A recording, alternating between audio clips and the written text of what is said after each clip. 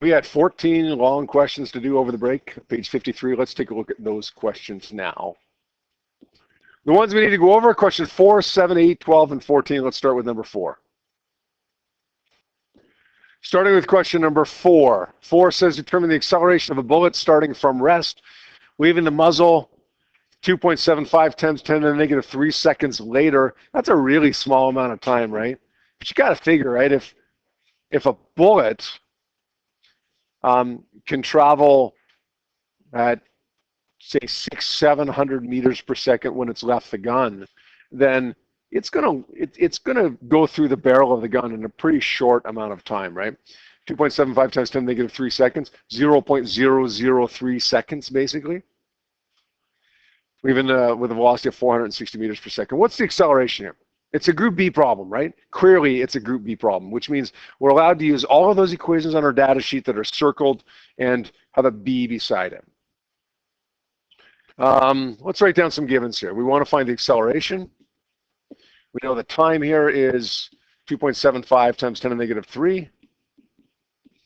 And we know the final velocity here is 460 meters per second. Is there anything else that we have here if we read between the lines? Yeah, William? Good. What's the initial velocity? Good.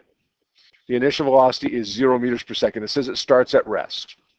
Right? What are you going to do here to find acceleration? Which equation of those 5 that you have circled with a B beside them, which of those 5 do you want to try here?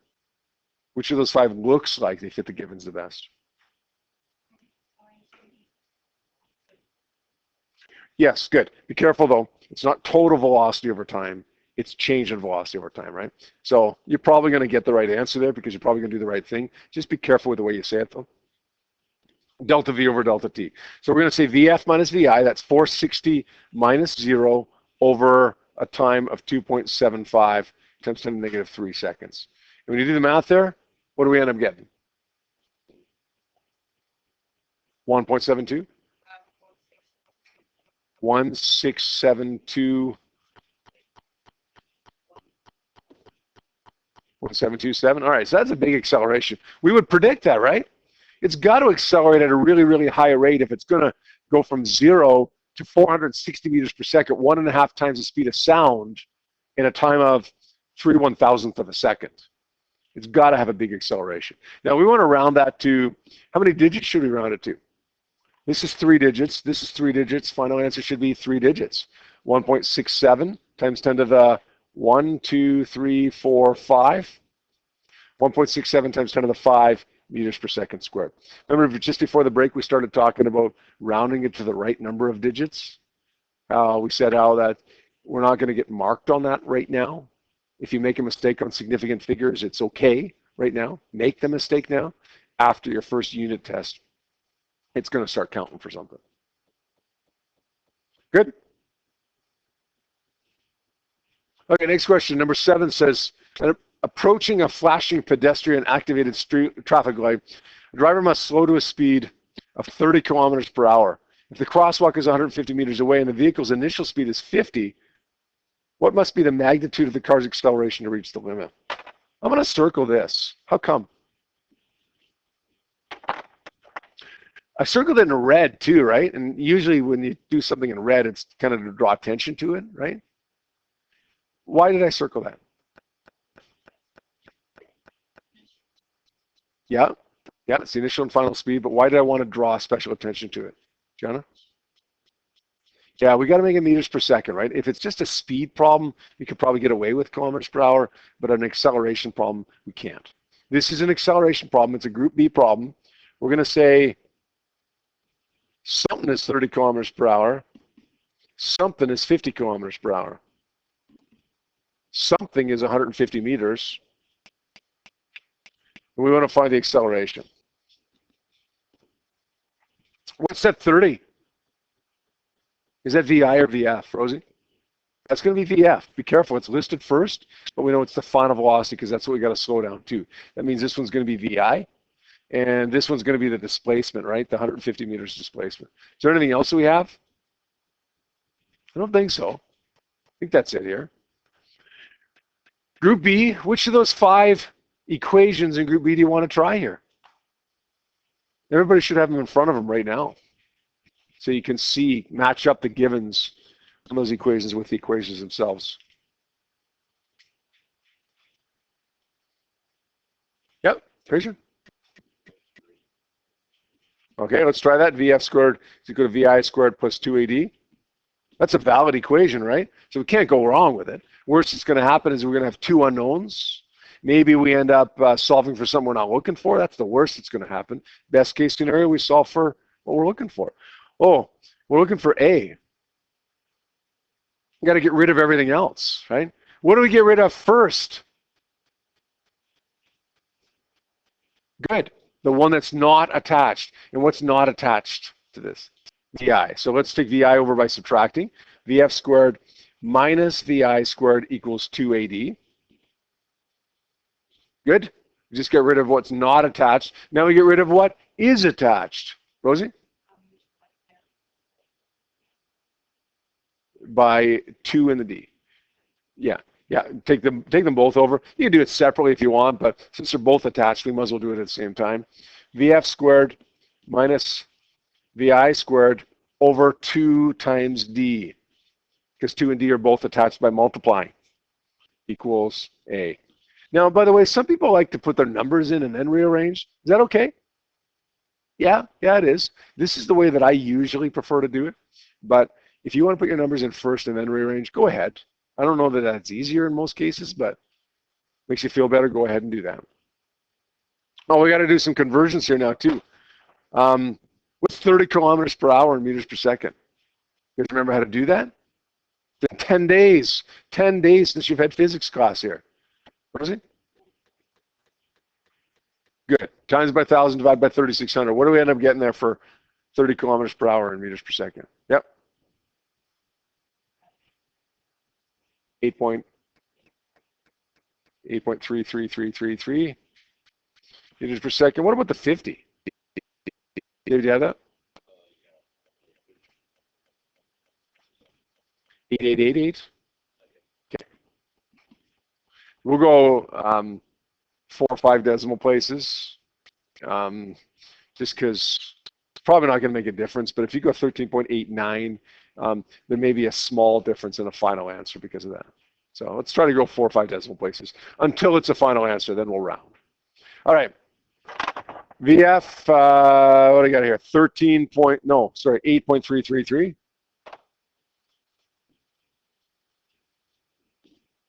Minus 13.888.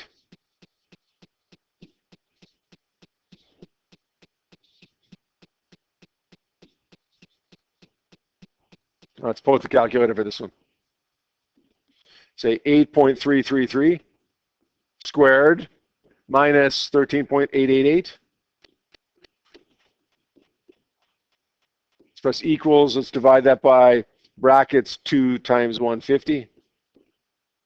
End up getting negative 0.411. To 2 significant figures, it would be negative 0.41 meters per second squared. Why the negative? I mean, we can mathematically see why it's negative, right? Okay, this is a small number minus a bigger number, gives you a negative value, but why should it be negative? Yeah, because it's slowing down. Good. Slowing down should get a negative value. If you get a positive value for this, you know you've done something wrong. Check it, because you made a mistake, probably mixed up VI and VF. All right, next one, number 8. A train's stopping distance, even when full emergency brakes are engaged, is 1.3 kilometers. So moral of that is don't get in front of a train, even if they put their foot on the brake really, really quickly or pull the lever or whatever it is that stops the train. If you jump in front of a train 100 meters in front of the train, you're still going to get pushed 1.2 kilometers down the track as the train's trying to stop. And that's not good for you, usually. The train is traveling at an initial velocity of 90 kilometers per hour forward. Determine the acceleration under full emergency braking. Hey, anything that I should circle there in red? Yeah. Kilometers per hour, because I want to be meters per second. And kilometers, yeah.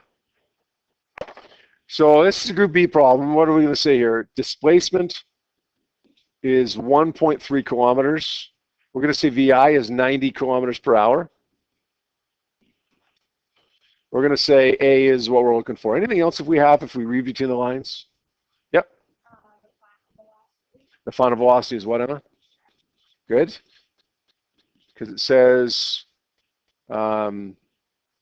that's the train's stopping distance, so they're telling us that it's stopping here.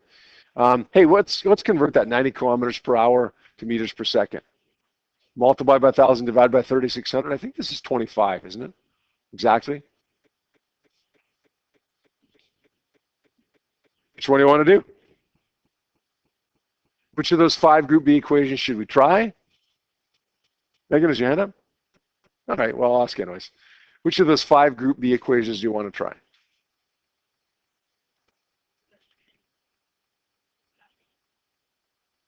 No, it should be one we have done. I'll never make you do something you haven't done before.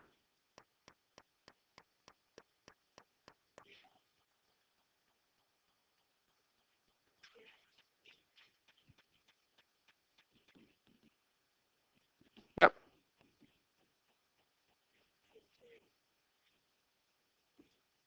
D? Yes. All right, we're going to rearrange this solve for A. I think that's what we rearranged for last time, wasn't it? Take the VI squared over by subtracting. Now let's take the 2D over by dividing, because it is attached.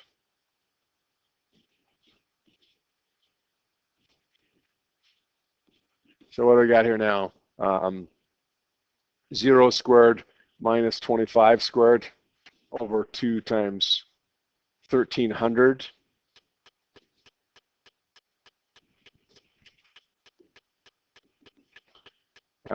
Negative 25 squared divided by 2 times 1,300. Should we get a negative answer for this one or a positive answer? Train's slowing down, right? It's got to be a negative answer. Negative 0.24. That's a much smaller acceleration, but why is it a small acceleration? The train is so heavy, right? And because it's so heavy, it takes 1.3 kilometers to stop. Good. 12, almost done there. Almost done. Number 12 says, determine the magnitude of a car's acceleration if its stopping distance is 39 meters for an initial speed of 97 kilometers per hour. VI is 97. VF would be 0 because it's stopping. Displacement is 39 meters. I think this is the same, isn't it? VF squared is equal to VI squared plus 2AD. Okay, I'm going to leave this, and I'm going to ask you, if you didn't get this, to give this a try yourself, given that the last 2 questions we did are pretty much the same, rearranging the same way and so on. If you struggle with it, though, if you can't get it, that's okay. Ask me about it, and I'll help you with it. All right? Last one, number 14. Determine a submarine's acceleration if its initial velocity of 9 travels 1.54 kilometers in 2 minutes. VI is 9 meters per second. Displacement is 1.54 kilometers. You know what we could say? 1.54 kilometers, 1.54 times 10 to the 3 meters. Just tack on a 10 to the 3 to replace the kilometers. Or we could just say, what, 1,540 meters? My time I'm going to circle as well because it's in minutes. That's going to be, what, 120 seconds? And we're going to solve for A here. Is there anything else we have? Do we know what VF is? All right, which one do you want to try here? It's a group B problem. It's acceleration. Got VI, D, T, and looking for A. How about this one? How about this one? D is equal to VFT minus 1/2 AT squared. Is that a valid equation? Is that valid? Are we allowed to try that? Absolutely, we can try that. The problem is we're going to have two unknowns, right? We don't know what VF is. We don't know what T is. So that's a little bit tricky. You know what? Let's try another one. It's not wrong. Let's just try another one. Let's try D is equal to VIT plus 1/2 AT squared. Looking for A. Yeah, I guess it was VF and A that we didn't have in the last question, not VF and T. What do we get rid of first? Get rid of what's not attached, the VIT. We can take that over by subtracting. Subtract DI minus VIT, or sorry, D is equal to D subtract VIT. There we go, finally. Equals 1/2 AT squared. Get rid of what's not attached first, then get rid of what is attached. So what's attached? 1/2 and T squared. Take that over by dividing. D minus VIT divided by 1/2 of T squared. Divided by the whole term, 1/2 T squared. Look at that. That's kind of an ugly equation, but that's okay. Yeah. Yep. That's okay. D is what? 1.54 times 10 to the 3. Subtract 9 times 120 over 1/2 of 120 squared. Let's do this. Make sure we can get it. Say 1.54 times 10 to the 3. Subtract brackets 9 times 120. Let's press equals there, okay? Press equals. Get a number on the top there. Now let's divide it by, use some brackets on the bottom as well. 0.5 times 120 squared and that bracket. We end up getting 0.063, 0.064. So the submarine accelerates at 0.064 meters per second squared. Why do you think it's such a small value? Is that realistic? Yeah, I think so. Why do you think a submarine would accelerate at such a small value?